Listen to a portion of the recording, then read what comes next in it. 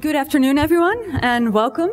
My name is Anne Ruigt, and I'm the coordinator of this living room you're all sitting in. Coming up is a full hour of artist talks, and I feel honored and excited to introduce today's speakers, Vasantha Yogananthan, Liz Nielsen, and Tokyo Rumando. Here at Unseen, we want to offer a platform to both emerging talent and unseen work by established artists.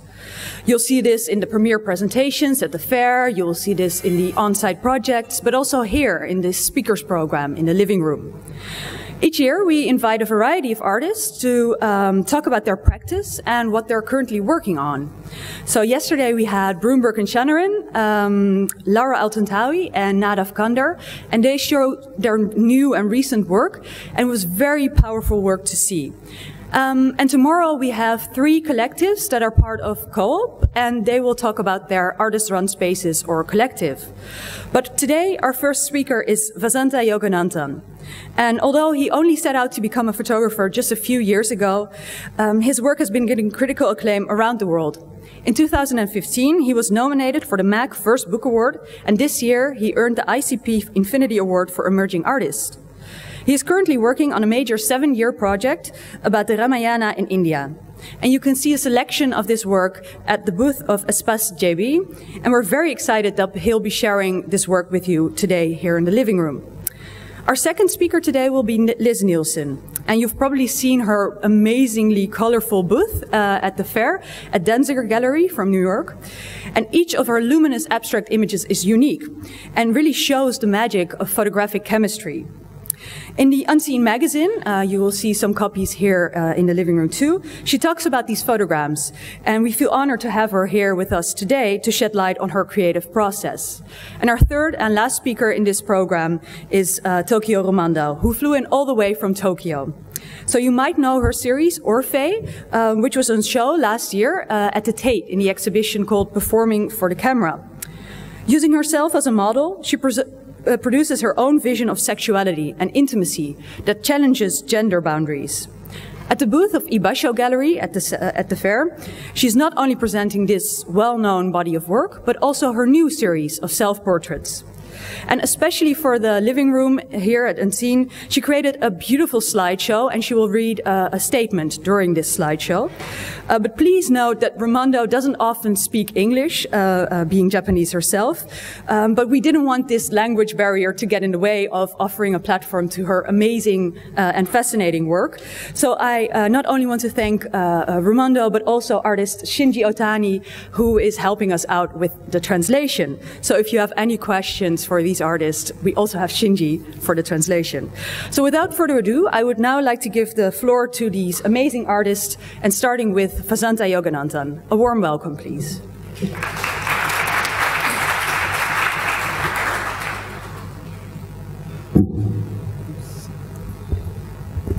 Hello. I will introduce you today to my 7 years project entitled A Myth of Two Souls. The project is inspired by the epic tale The Ramayana, which is the most popular and oldest story in India. The Ramayana is, in a few lines, the story of a prince and a princess, Rama and Sita. They are supposed to be crowned king and queen of India, but following a political intrigue, they are banished from their kingdom and they have to live in exile for 14 years. And during that exile, Sita, the princess, is abducted by the king of Sri Lanka, and from there on, many adventures will follow. It's a story of love, of loss. It tackles all the thematics like family, the relation between wife and husband. And it was written in 4 BC. And what is very singular is that the story has been crossing time in India. They do comic books about it. In the 80s, they did a very famous TV show about the Ramayana. So the story is a living one. It's not an old text that is sitting somewhere on an old shelf. It's a living story, and it's very popular in India. And there is a trail you can follow from the north of the country to Sri Lanka. And you can visit all the places that were mentioned in the epic. And as a photographer, this is what I decided to do, visit this location and look at all the stories still relevant in this landscape in modern India. I started my journey in 2013, traveling in North India, in Uttar Pradesh, where the story starts in the city of Ayodhya. And at that time, I was working mainly with a classical, I would say, documentary vision. I was shooting landscape, and the idea was to show geographically how the story was grounded in the real territories of India. And I decided to shoot the landscape either very early or very late in the day and during the winter, so that I have like this surreal kind of foggy landscape. And even if the pictures date from today, they look like they've been taken like a long time ago. And I traveled to many, many places. Like the trail is 5,000 kilometers long, so it's a long, long journey. And the people you see in the pictures that are very tiny figurines, the inspiration behind this photograph was mainly taken from miniature paintings. So I studied a lot like the history of miniature paintings and all these figurines and the people who were placed in the landscape. And I tried to give a modern take on this artwork with photography. And 2 or 3 years after having started the project, I realized that I was missing something to build a narrative that will make the people in the West understand what the story was all about, because it's mainly a human story, and when you see this landscape, you don't really get into the narrative. So this was a big challenge, because in India, everybody knows the Ramayana, but in the West, almost no one knows the story, or very barely. And at that point, I decided to ask the inhabitants to play out for the camera, to play for me characters from the story. I'm shooting with a large format camera, so this is a very open process where I do a casting on the streets, and with the people we find the locations. We don't use any props, so I shoot them as they are, as with what they're wearing the day we meet. And this picture that you see are shot in black and white. I shoot black and white film. I then do a black and white sea print, and this sea print is later hand painted by an Indian painter. Hand painting is a very old tradition in India. When the British set up the first studios in Mumbai, Delhi, and Kolkata, only black and white film were available, obviously, and the patrons would go into the studio, and later on they would have like the opportunity of having their portraits hand painted by Indian artists. But I'm subverting this technique by applying it to people from all castes, and I shoot mainly in the Indian countryside, very far from the metropolis and the modern city.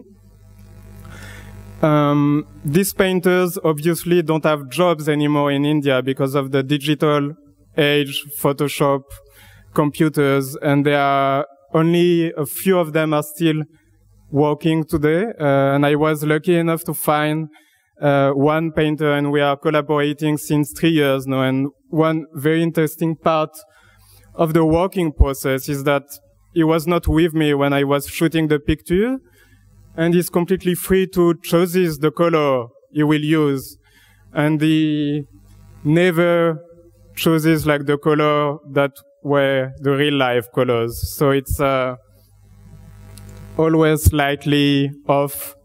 But it's, when you see the pictures, the real prints from a distance, you can think they are real color pictures. And we really wanted to play on that subtle line between documentary and fiction and not make it too Bollywoodish or too kitschy. We wanted the pictures to look like real in a way. And all the people are playing characters that they like, so it's again a very open dialogue. Like the story is so popular that almost everyone in India has a favorite character, for example. So yeah, it's not I as a photographer who direct them, tell them to pose that way or that way. It's an open process, and it's a very exciting thing to do. A few more. The painter takes 2 or 3 days to paint a single print. And he knows himself very well, the Ramayana, so it's a very interesting collaboration. And following that idea of going beyond photography in that project, because when you ask the simple question in India, is the Ramayana a true story?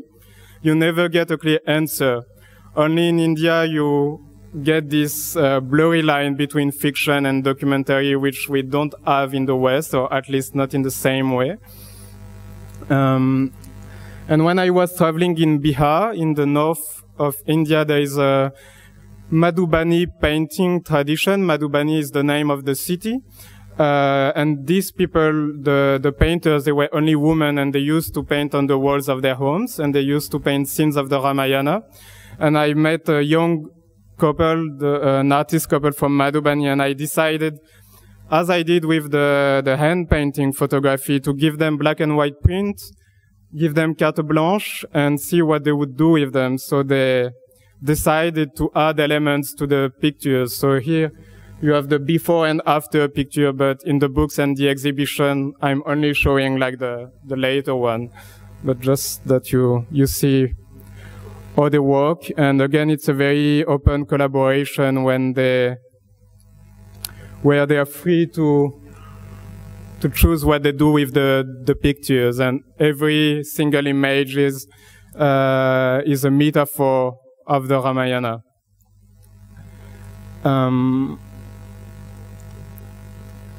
And the idea with this collaboration was also to work toward installation-based exhibition, because as I was telling, like these painters, they used to paint on the walls of their homes. So for example, that picture, they added elements on the wall, and for the exhibition we did in Le Valois, we decided to do a giant wallpaper and put back on the wall that print. One last, just to show that some pictures are really, really far away from what they were initially. So we call this set of photographs illustrated photography. The Ramayana is divided into 7 chapters. It's a cycle of life. It starts with the childhood of Rama and Sita, and it ends with their death. And each chapter tells a very different part of the story. So for example, the chapter 1 is about childhood, family, education. Chapter 2 is about the wedding. And we decided to build a 7-book project and to take inspiration on TV series and to release a book every 6 months. And the idea was to build an audience that would be eager to see what's coming next and to follow the project over the years, because I'm still shooting and the project is still ongoing. We are working with Dutch designers Kummer and Herman on the whole series of the 7 books. We created a graphic identity with each book having its own color, referring to the content of the book itself. Early Times was the first book. It was released last year. And we decided for the 7 books to have only the same format, and only the format remained the same within the series, but each book will be very different. So, for example, the first one draws inspiration mainly from children's book design, because as I was saying, it's the book about childhood and education. And here you can see it properly on the screen, but the text pages, the text are put over patterns like you see a lot of time in children's books. The second book is called The Promise. It was released in Arles last July.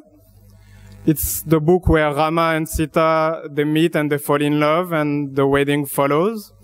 For that book, we wanted to have a more fancy, more glossy, festive feeling. So it's a very colorful book starting by the cover.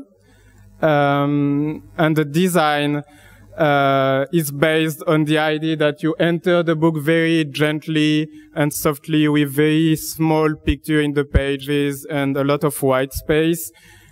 And you flip to the pages and the picture becomes bigger and bigger. At first you don't notice it, but when you reach the middle of the book, the paper changes and the picture are printed full bleed. So the center of the book, which is the wedding itself and the festivities, is an explosion of colors and happiness. So as you can see, the design of that book is very different from the previous book, Early Times. And Exile, the third book, is released here in Unseen. We are the photo book markets. In that chapter, the heroes are banished from their kingdom, and it's the moment where they leave civilization and they go into the wilderness and they become hermits. So they don't possess anything anymore. So the book has a very rough feeling. We wanted the book to look like it was old already. Even when you look at it on a table, it looks like an old book. And it's a very big book because in that part of the story, 14 years are passing by, whereas in the previous book, The Promise, which was centered on the wedding, only 6 months passed by. So we wanted the book to reflect the idea of the passing of time, which is why the pictures are bleeding from pages to pages, and you have also a lot of white space. And the project is still ongoing. I have 4 or 5 more trips to go, and we have 4 more books to publish. There will be 2 books next year and 2 books in 2019. It's very challenging because each book needs to be a new surprise for the readers and for us as well. You can discover the books at the Shaw's Commune booth at the Unseen Book Market. We are stand 17. And that's it. Thank you.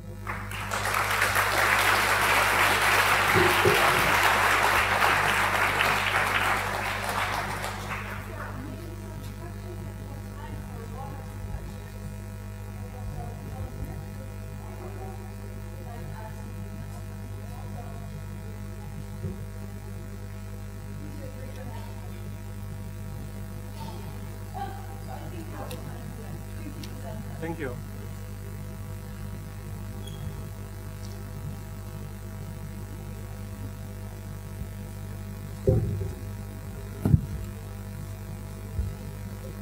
Okay. Wait, can you hear me?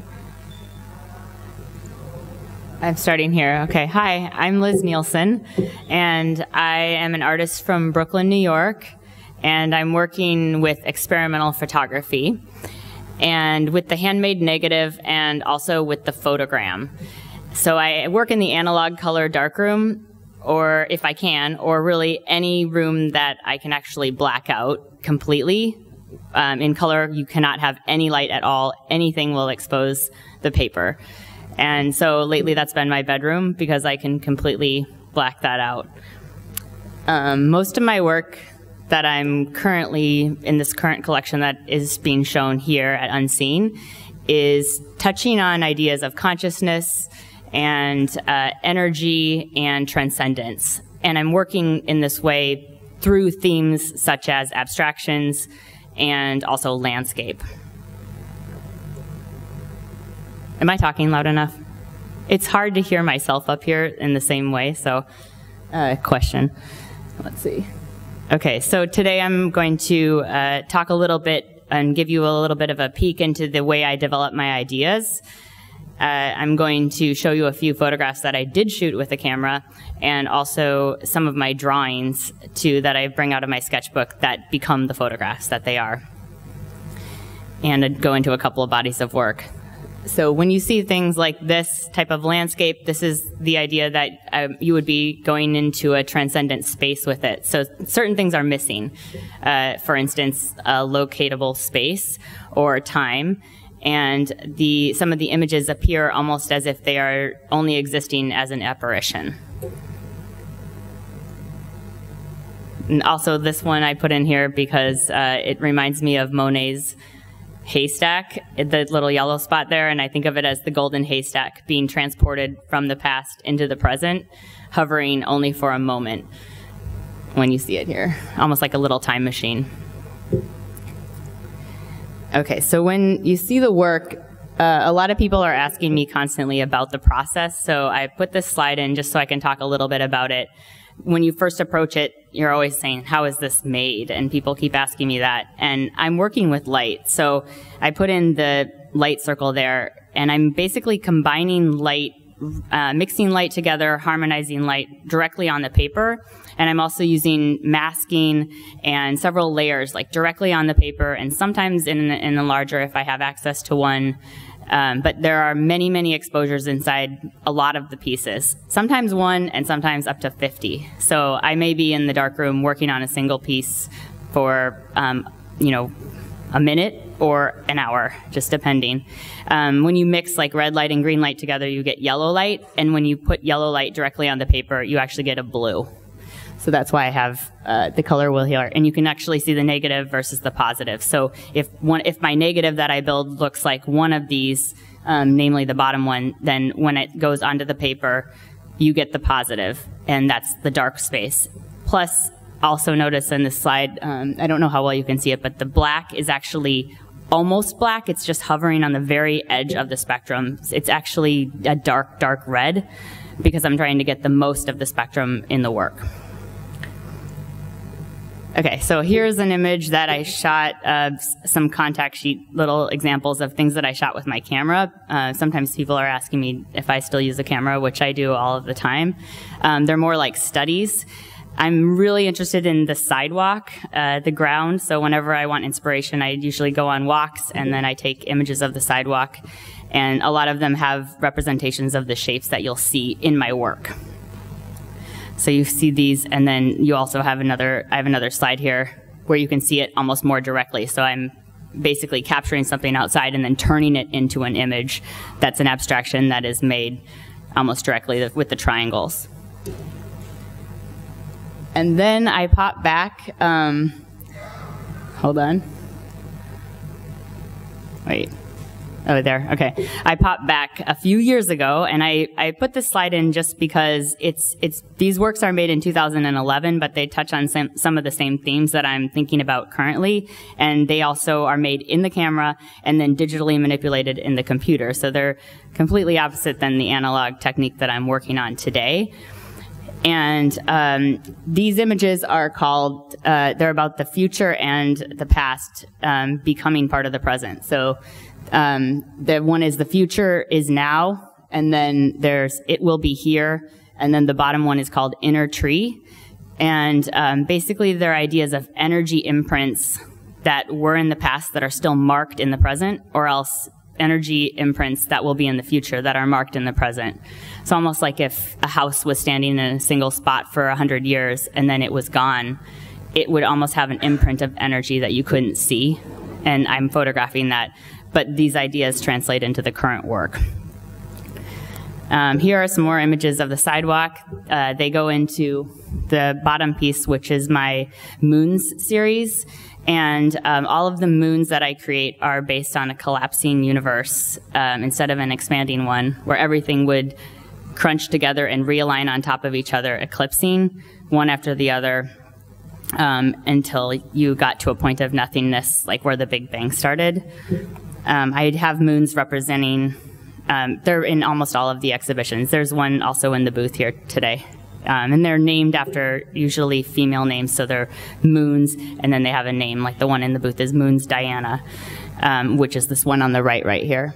And sometimes they're a little bit, they have more of a, not necessarily like a flatness, and that's basically done with dodging and burning, so they're lit from different angles. And these are layerings of masks together to create the negatives that you're seeing here. And then other abstraction shapes, like this one is floating. I like the idea that this one could be above you or below you. You can sort of flip the illusion, and then, or it could be in front of you. And also, the texture allows you to feel that you can transcend through it. So it's almost like a portal. A lot of the work is just constantly inviting you to move through it. And I have the triangles. They go with the other piece. But a lot of people are constantly asking me about my work using photographic processes and also working with photographic materials, but it doesn't necessarily become recognizable as photography right away. Some people think it looks like printmaking or painting, which it does have elements of that, I suppose, inside of it.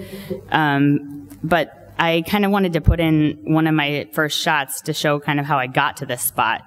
I should say it's my first shot. It's like a shot I took about maybe 5 years ago, and I've been doing photography like 20 years now.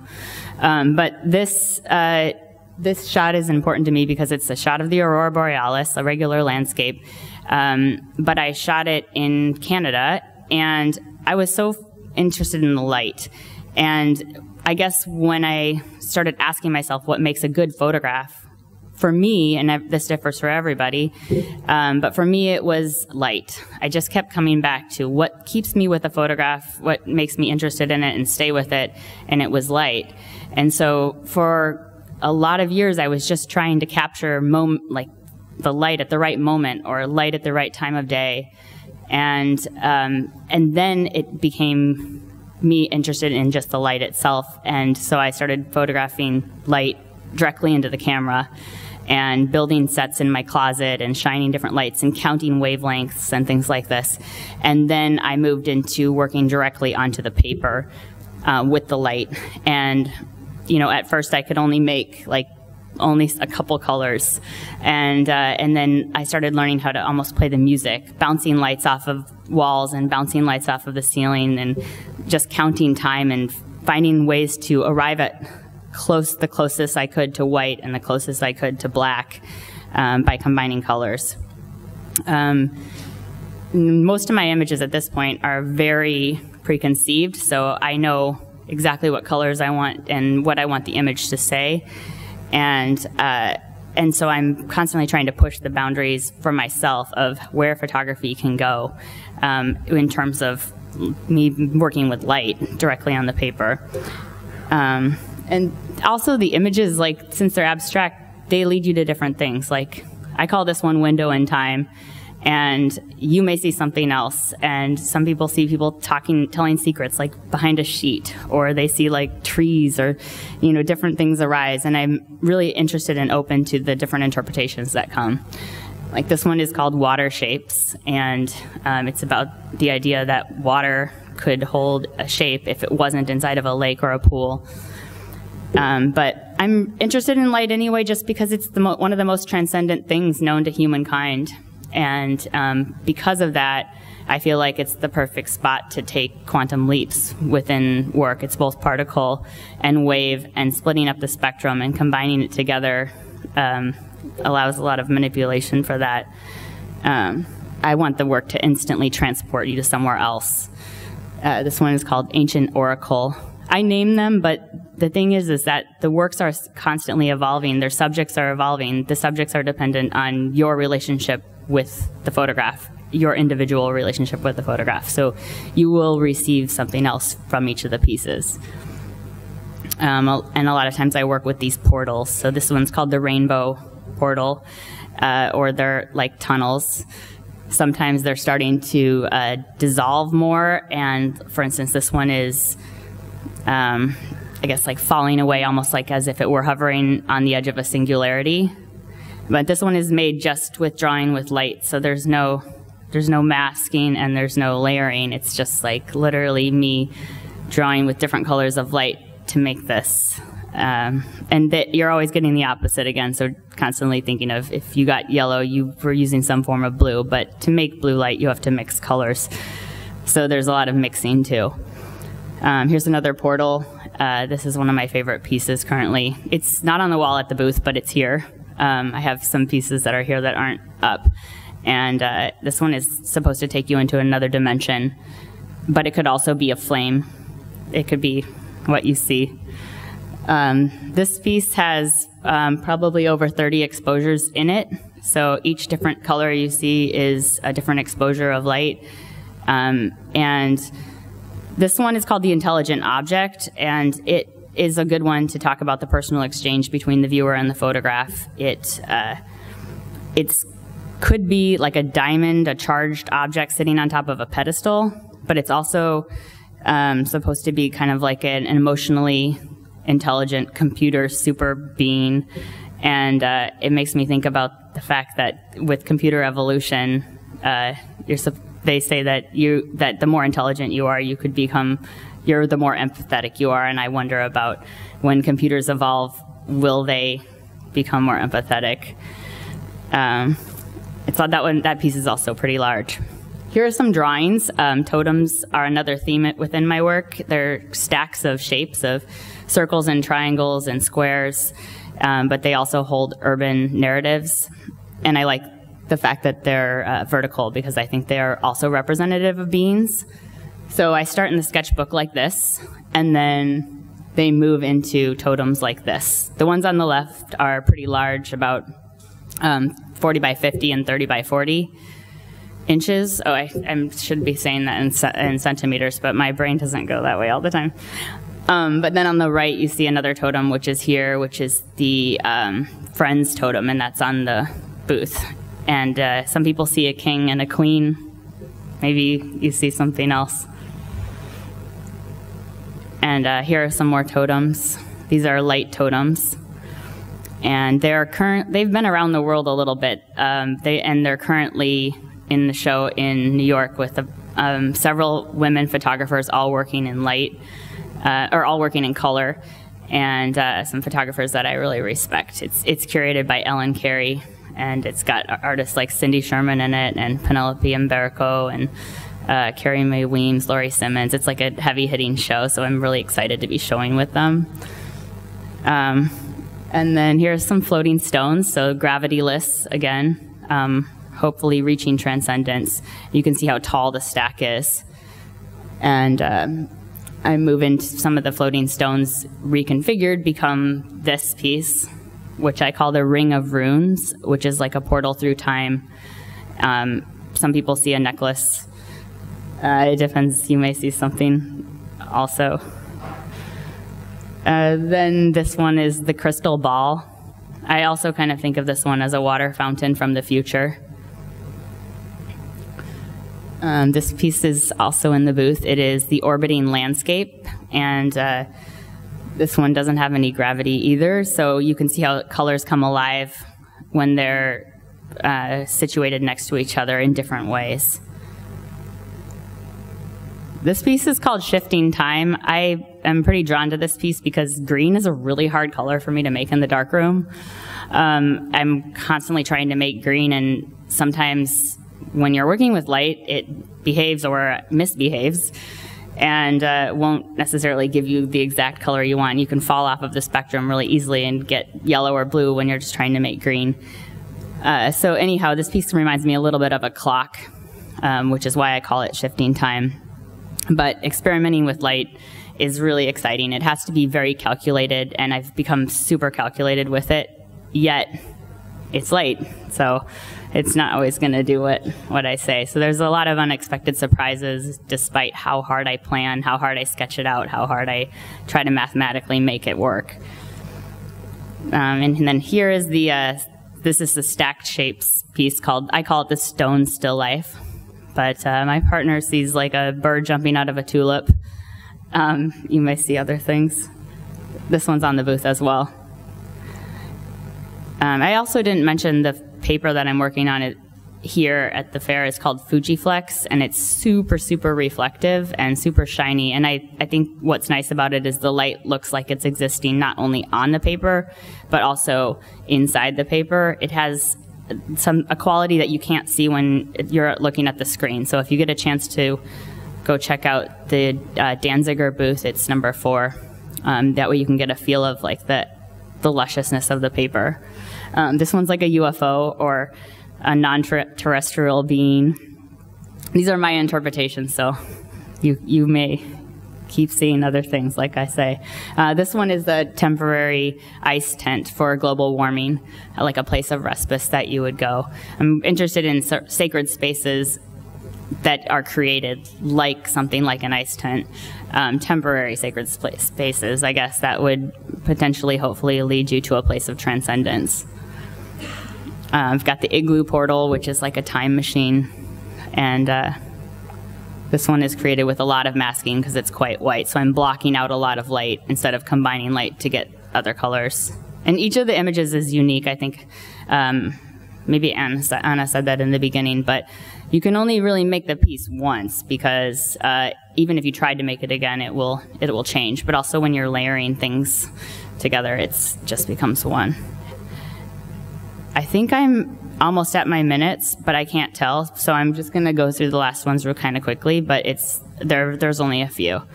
This is the paper airplanes or birds, and then this is like another tunnel, like a passageway. This one I call picnic.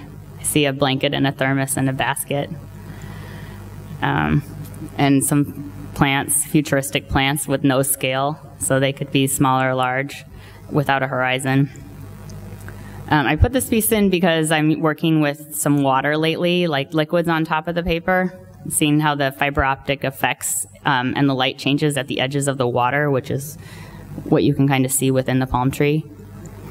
And then this is the last piece. I call it Entanglement, and it's about particles colliding, thoughts colliding, but connections that you create just by being in the mere presence of somebody else, and that entanglement lasts for the future. So I feel like right now I should say we are all entangled, and whether we like it or not. But it's an exciting thing for me because I think of, in the future, I may think of something, something across the globe, and that same person will be thinking of the same thing because there's entanglement that was already connected.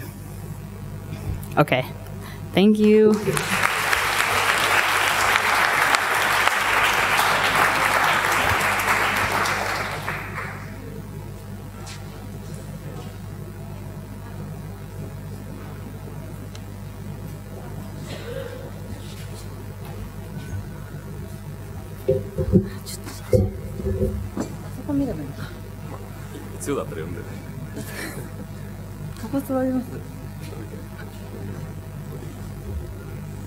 Okay.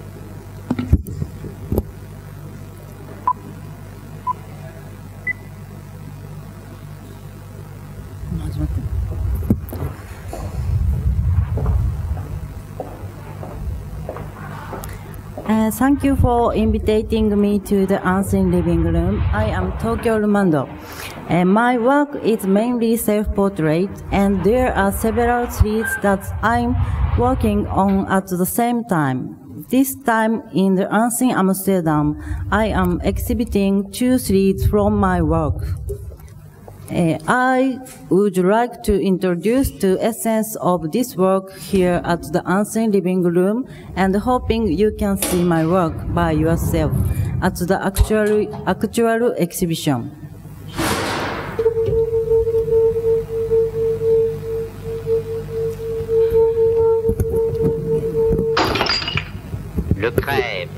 des petites veuves est un vrai déjeuner de soleil. Une fois. Je répète, le crêpe des petites veuves est un vrai déjeuner de soleil.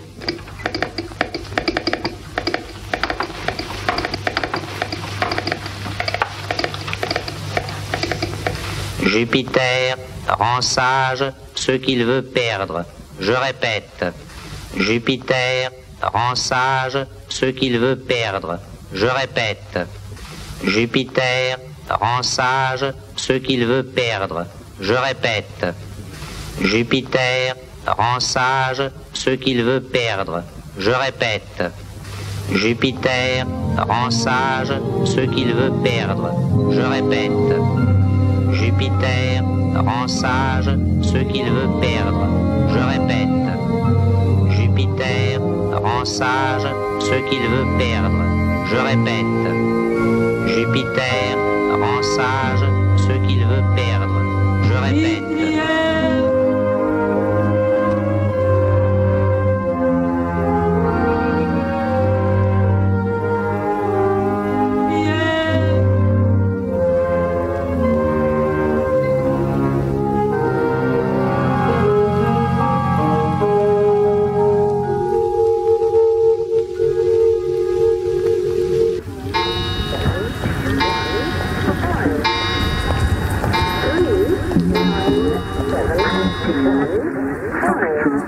The first one in the All-Face series, it's a monochrome photo montage made with a combination of layers using mirrors. They affect the concept. This is all done manually with no Photoshop. I feel life goes so fast. In this work, I tried to express this feeling towards time and life, trying to freeze the moments, looking back on the past. The reflections express the act of inputting myself into the output of my past. I think that it's a subconscious act potentially done by everyone in their life.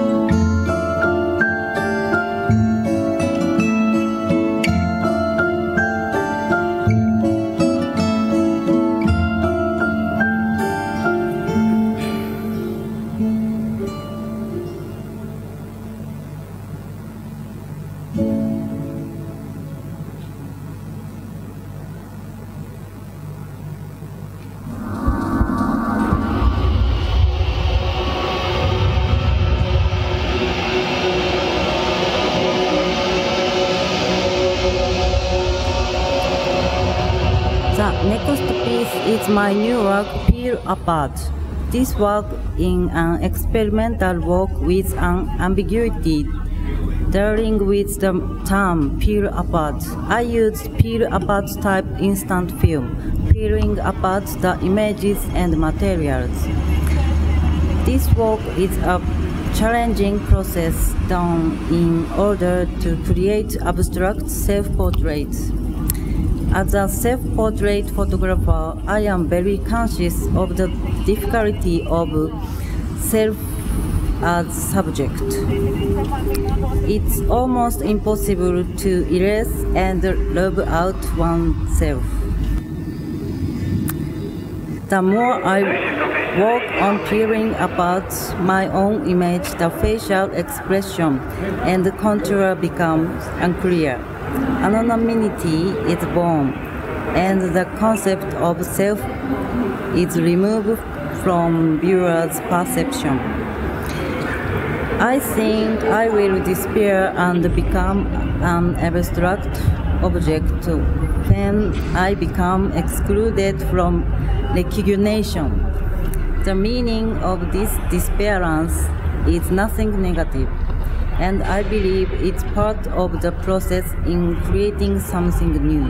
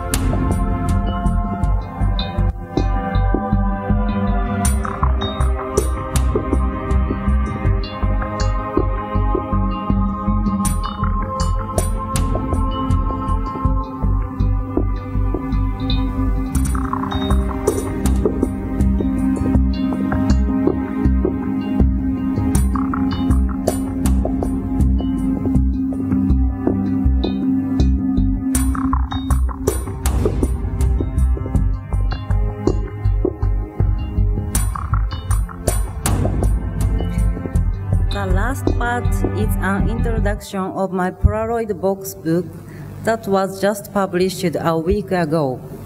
This box sale is available at the Ibasho Gallery, so please come and see it for yourself. Thank you so much.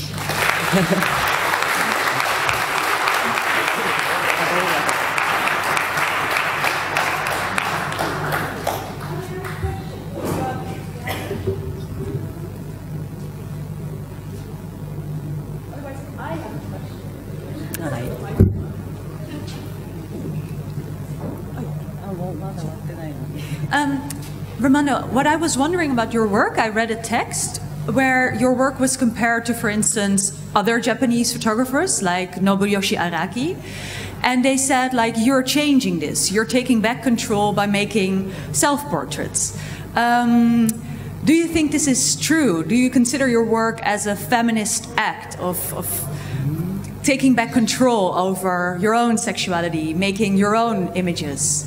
Have you ever considered your relation to those other Japanese male photographers?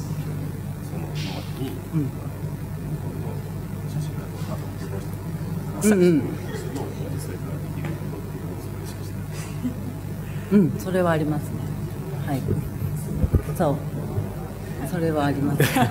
yeah. It's a little bit difficult to do, but I think that's very much conscious to do it, and it's always in my mind that what the other people have done before. So it's already in my mind what I have to do as a female photographer. Thank you. Maybe we have time for like one last question, if you have. Otherwise, I'm sure the artists will stick around for a bit longer for you to meet them personally. Okay. Well, thank you, Rumando. Thank you. Thank you so much.